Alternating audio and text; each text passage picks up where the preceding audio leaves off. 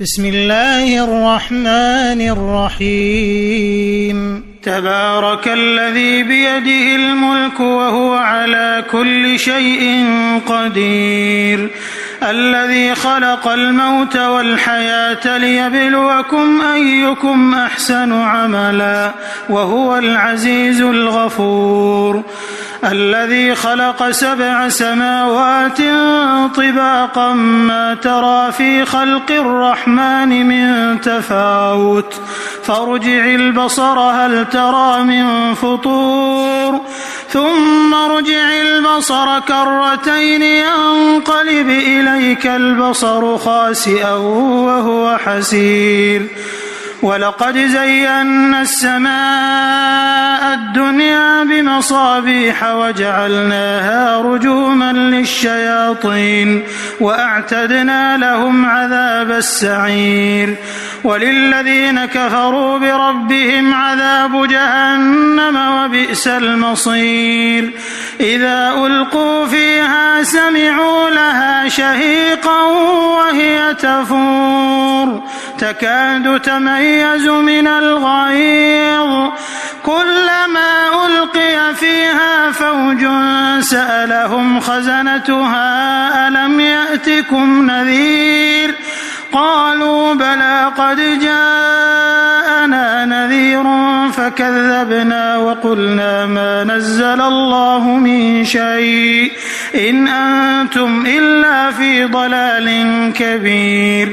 وقالوا لو كنا نسمع أو نعقل ما كنا في أصحاب السعير فاعترفوا بذنبهم فسحقا لأصحاب السعير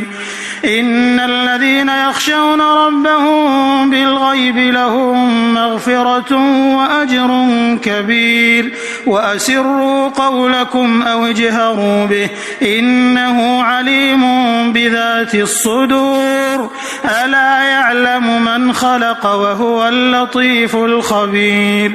هو الذي جعل لكم الأرض ذلولا فامشوا في مناكبها وكلوا من رزقه وإليه النشور أأمنتم من في السماء أن يخسف بكم الأرض فإذا هي تمور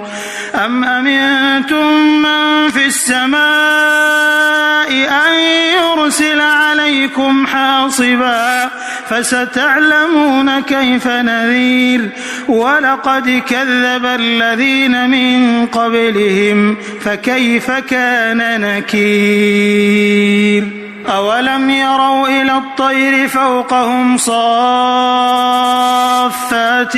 ويقبضن ما يمسكهن إلا الرحمن إنه بكل شيء بصير أمن هذا الذي هو جند لكم ينصركم من دون الرحمن إن الكافرون إلا في غرور أمن هذا الذي يرزقكم إن أمسك رزقه بل لجوا في عتو ونفور أفمن يمشي مكبا على وجهه أهدى أمن يمشي سويا على صراط مستقيم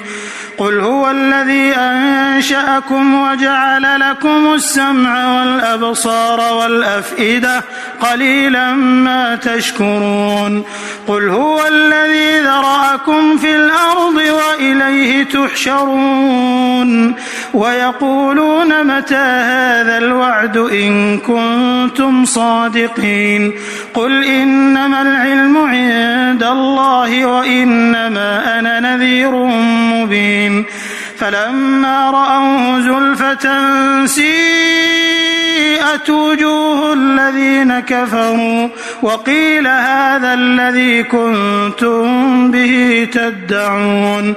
قل أرأيتم إن أهلكني الله ومن معي أو رحمنا فمن يجير الكافرين من عذاب أليم قل هو الرحمن آمنا به وعليه توكلنا فستعلمون من هو في ضلال مبين قل أرأيتم إن أصبح ماؤكم غورا فمن يأتيكم بماء